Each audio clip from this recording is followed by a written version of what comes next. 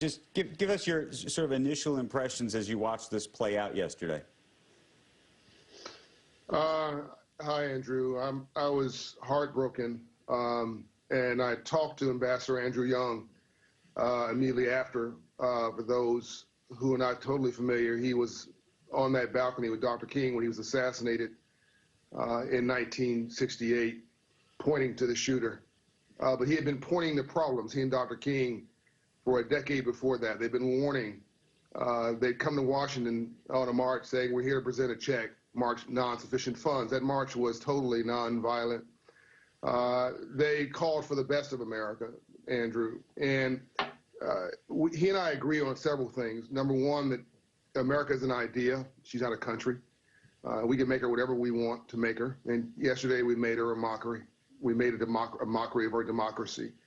And we're better than this. Number two, what's became clear, I got a text from the future leader, the king of one of the countries in Europe, who is an investor. And he said, what's going on in your country? This is heartbreaking. And what became clear, Andrew, is that this is bad for business. And this is what I want your audience to understand very clearly, is that this became broadcast all around the world. And this is very much like the 60s, Andrew, where you had local leaders in that case. You had governors and you had mayors. Bull Connor, as an example, who stood in that walkway and said, you will not get past me. Beyond my dead body, who will have access. You're having that happening at the federal level now. But it was the private sector, Andrew, that stepped up and integrated the South. It was the private sector, not government, that said, enough of this, knock it off, take down the whites only signs. It's bad for business. It's bad for investment. It's bad for our brand. It's bad for our image. Of course, it's immoral. It's unethical. It's repugnant. It's disgusting.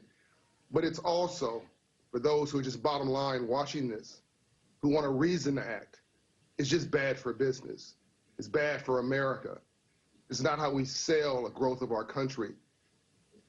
I think the last thing that hits me is that this is, and I in no way do anything but condemn what happened yesterday with these rioters. But I do understand that this is a 70-year-old broken ladder that we saw in Washington yesterday, Andrew.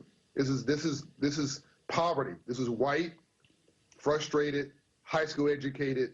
I've been left behind 70 years ago, plus with the Industrial Revolution, poverty. That has been lied to and given misinformation, and they're easily, it's obviously some people are easily manipulated. So you have blacks and whites here in different ways expressing their frustrations. This suggests that something's wrong with our business plan for this country, Andrew. We need to get our vision back, our hope back. We need a plan, as I keep saying.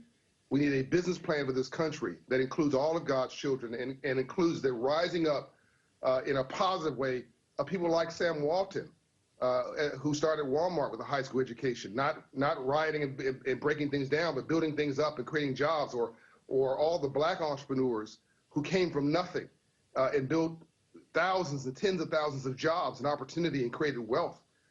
The color has to become green again, not red or blue, but the color of U.S. currency, the color of aspiration, what we did in Atlanta, to turn that city into a place of prosperity for all. Now, one of the, as you know, Andrew, one of the 10th largest, I think the 10th largest economy in the U.S., the only international city in the whole South, because we decided to argue over things that were important, like who got the prosperity and how to spread it around, not over stupid stuff like who goes to a water fountain, who gets into a building, race. And this, what happened in Washington, D.C., arguing over a non-issue, beating each other up, killing each other over a non-issue, over one man who's not even a Republican, in my opinion. He's a Democrat. He's about himself. We've got to knock it off. We've got to stop it.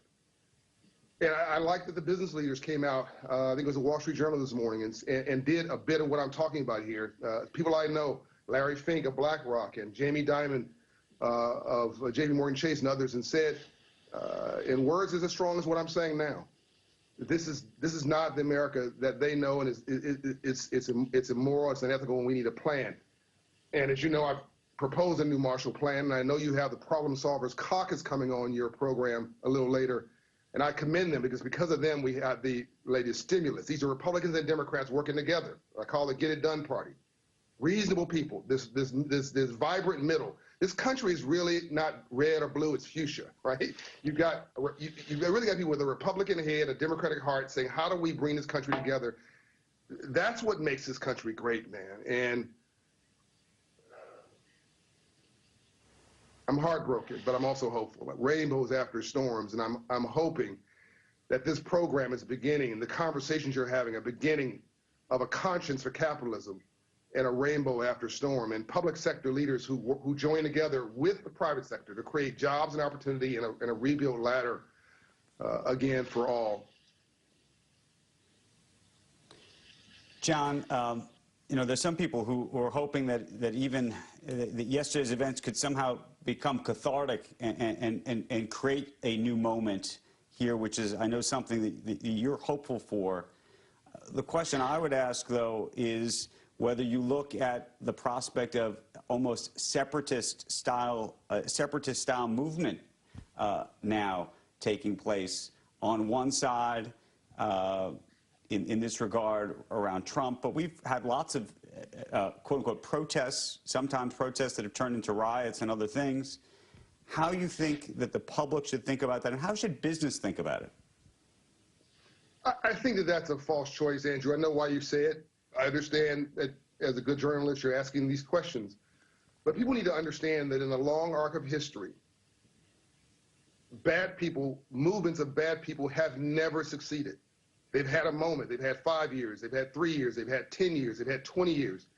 From the Middle East to Europe, we can name the names, to Latin America, to the U.S.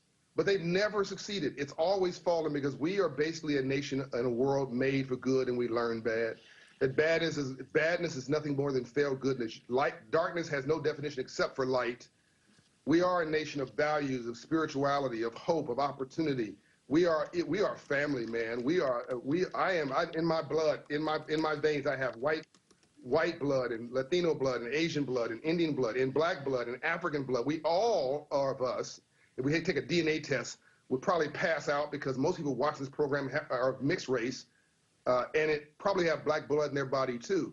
We got to knock it off and understand that we're having a transactional conversation, but we're in relationship with each other. You can take no pleasure in the fact there's a hole in my end of our boat. So what's going on now here is a fight without a premise. In fact, it's a fight without any positive outcome that's even possible. This leads nowhere. This is nothing more than a symptom of the problem. And so I don't think that this is a separatist movement. We need to put nutcases in jail. We need to do what the mayor of Atlanta, a black mayor of Atlanta, said to black so-called leaders, young people. I respect your protest. Do that. But when you start rioting, I'm putting you in jail. Stand down right now. We're the city of, she said in Atlanta, we're the city of civil rights. How dare you? Now, if a black leader in Atlanta can say that to black people, then surely my white brothers and sisters can say that to their fellow white brothers and sisters. Stand down. This is enough. Knock it off. Wrong is wrong, right is right. I think that there's no vision here, Andrew. Dr. King didn't go to the mall and say, I have a dream that GDP will grow by 2% a year. He said, I have a dream. So we lack for a dream. We lack for a business plan that we can all sign up for. We need a decade of infrastructure that'll put people to work who have a high school education and rebuild our infrastructure. We need a decade of internships, and I'm talking about millions of internships that repair the ladder from high school to opportunity, of internships and apprenticeships, like the Marshall Plan, Andrew, after World War II.